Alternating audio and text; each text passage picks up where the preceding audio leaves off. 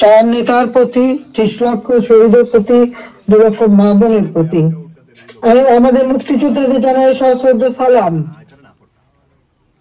জনগণের ভারতের অধিকার, ভোট ও ভারতের অধিকার আদায় করতে চেয়ে যারা জীবন দিয়েছেন তাদের আমি শ্রদ্ধার সাথে স্মরণ করি। 2024 সাল, এই সময় যারা আমাদের আওয়ামী লীগের হাজার হাজার নেতা কর্মীকে হত্যা করা হয়েছে, পুলিশ বাহিনীকে হত্যা করা হয়েছে, সংখ্যালঘুদের হত্যা করা হয়েছে, তাদের বাড়িঘর লুটপাট, মসজিদ, দরবার, দরগা শরীফ, মন্দির, গির্জা, প্যাগোডা ধ্বংস করা হয়েছে। আর আমাদের আওয়ামী লীগের সম্পূর্ণ জেলা, উপজেলা, ইউনিয়ন পর্যায় পর্যন্ত বাড়ি ঘর, ব্যবসা প্রতিষ্ঠান অগ্নিসংযোগ করা হয়েছে, প্রতিটি প্রতিষ্ঠানে অগ্নিসংযোগ করা হয়েছে, লুটপাট করা হয়েছে। আর এই থানাগুলিতে আগুন দেওয়া হয়েছে, পুড়িয়ে পুলিশ হত্যা করেছে। বর্তমান যারা শাহাদাত বরণ করেছে, যারা এই ধরনের ঘটনার শিকার হয়েছে, ছাত্র, শিক্ষক, আইনজীবী, সাংবাদিক, বুদ্ধিজীবী এবং আমাদের আওয়ামী লীগের নেতা কর্মী, পুলিশ বাহিনী সহ আনসার, বিডিপি যারা মৃত্যুবরণ করেছে, আমি তাদের সকলের আত্মার মাগফিরাত কামনা করি, পরিবারের প্রতি আমার সমবেদনা জানাই। আমি জাতীয় নেতার প্রতি শ্রদ্ধা জানাই। 15 আগস্ট বাঙালির জীবনটা কলঙ্কময় অধ্যায়। সেদিন হারিয়েছে আমি আমার বাবা, মা, ভাই সকলকে। আমার মা বেগম ফজিলাতুন্নেসা, আমার 3 ভাই কামাল জামাল রাসেল, কামাল জামালের নবপরিণীত সুলতানা রুজি, আমার একমাত্র চাচা শেখ আবু নাসের, মুক্তিযোদ্ধা আমাদের শেখ ফজলুল হক মনি, তার অন্তঃসত্ত্বা স্ত্রী আব্দুল রব সানিয়াবাদ, তার 13 বছর মেয়ে বেবি, 4 বছরের নাতি সুকান্ত, 10 বছরের ছেলে আরিফ, তার ভ্রাতুষ পুত্র ভাগ্নের সহ 15 আগস্টে যারা শাহাদাত বরণ করেছেন, আমি তাদের আত্মার মাগফিরাত কামনা করি। আমার বাবার military secretary brigadier Jamil Uddin এবং পুলিশ অফিসার সিদ্দিকুর রহমানকে আমি শ্রদ্ধা জানাই। আজকে আমি আপনাদের সাথে কথা বলতে চেয়ে বারবার মনে পড়ছে যে বাংলাদেশের প্রতিটি অর্জনের সাথে আমাদের প্রবাসী বাঙালিদের অবদান রয়েছে। সে আগরতলা ষড়যন্ত্র মামলা থেকে জাতিপিতাকে মুক্ত করা থেকে শুরু করে আমাদের মহান মুক্তিযুদ্ধে, এবং সেই 2007 সালে যখন আমাকে দেশে ফিরতে বাধা দিয়েছিল তখনকার সরকার, সে সময়ও আপনাদের সকলের সহযোগিতা পেয়েছি।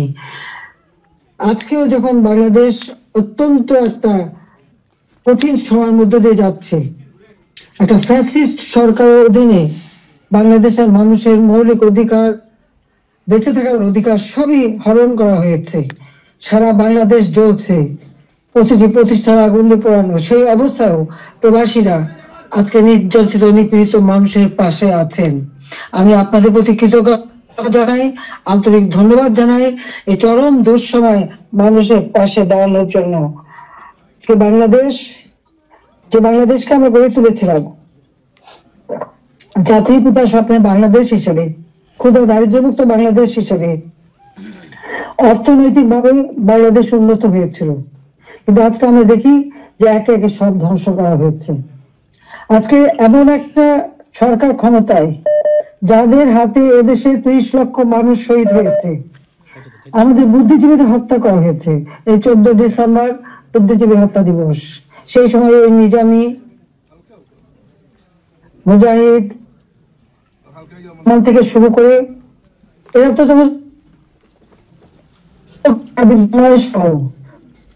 বিশ্ববিদ্যালয় থেকে শিক্ষক, ইঞ্জিনিয়ার, ডাক্তার সকল বুদ্ধিজীবীদেরকে তুলে নিয়ে যে নির্মম ভাবে হত্যা করা হয়। বাংলাদেশকে মেধাশূন্য করার একটা চেষ্টা করা হয়েছিল সেই সময়।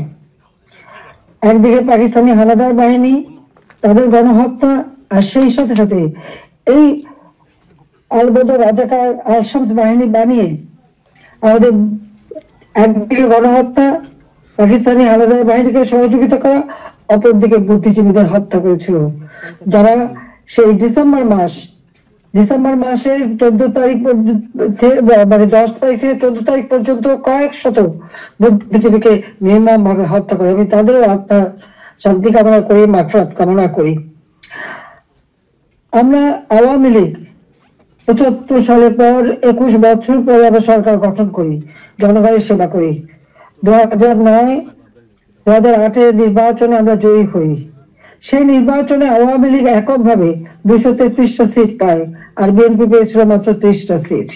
জনগণের ম্যান্ডেট নিয়ে আমরা সরকার গঠন করে জনগণের কল্যাণে কাজ শুরু করি, যার ফলে এদেশের জনগণ 2014 সালের নির্বাচন, 2018 সালের নির্বাচন এবং 2024 সালের নির্বাচনে স্বতঃস্ফূর্ত ভাবে একটা অবাধ, নিরপেক্ষ, সুষ্ঠু নির্বাচনের মাধ্যমে বাংলাদেশ আওয়ামী লীগকে বারবার ভোট দিয়ে তাদের সেবা করার সুযোগ দিয়েছে। আমি বাংলাদেশের জনগণের প্রতি শ্রদ্ধা জানাচ্ছি। দুর্ভাগ্যের বিষয় হলো 2024-এ সরকার গঠন করার পর আমরা সব দেশকে এগিয়ে নিয়ে যাচ্ছি। এই বাংলাদেশকে একটা যুদ্ধ বিধ্বস্ত বাংলাদেশ গড়ে তুলে জাতির পিতা বঙ্গবন্ধু শেখ মুজিব উন্নয়ন একটা স্বল্পোন্নত দেশ হিসেবে প্রতিষ্ঠা করে দিয়েছিলেন, যেটা আন্তর্জাতিকভাবে স্বীকৃত, জাতিসংঘ কর্তৃক স্বীকৃত ছিল।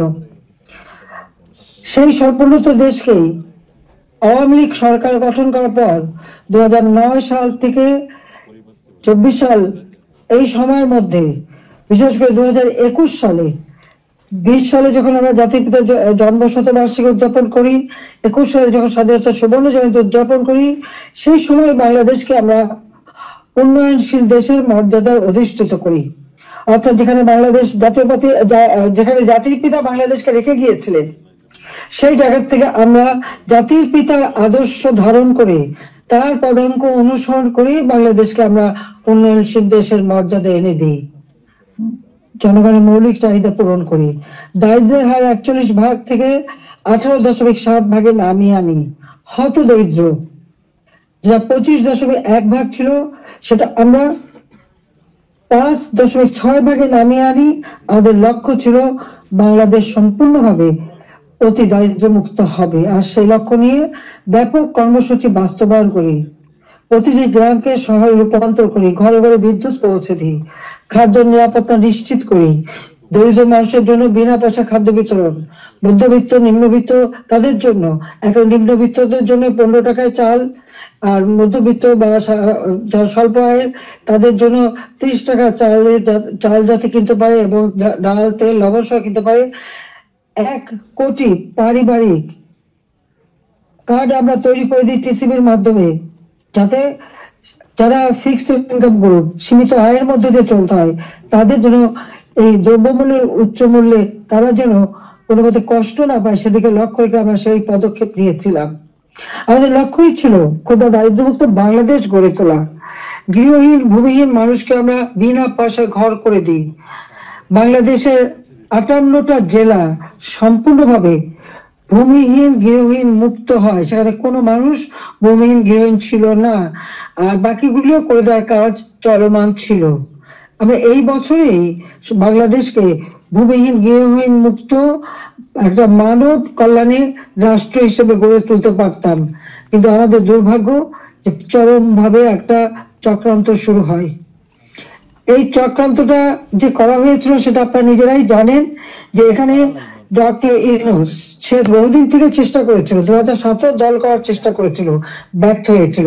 এরপর সে ষড়যন্ত্রে লিপ্ত হয় এবং সে নিজেই বলেছে, যখন জাতিসংঘে গিয়েছিল বিল ক্লিন্টন ফাউন্ডেশনের এক অনুষ্ঠানে বিল ক্লিন্টনের সঙ্গে পরিচয় করার সময় সে বলেছিল যে 2024 জুলাই 7 তারিখ থেকে যে কোটা আন্দোলন শুরু হয়, এটা কোনো ছাত্র জনতার আন্দোলন ছিল না, এটা ছিল তার মেটিকুলাসলি ডিজাইন করা একটা পরিকল্পিতভাবে আন্দোলন, যার মাধ্যমে আমাকে ক্ষমতাচ্যুত করে এবং তার মাস্টার মাইন্ড দিয়ে সে পরিকল্পনা করে এটা করেছিল।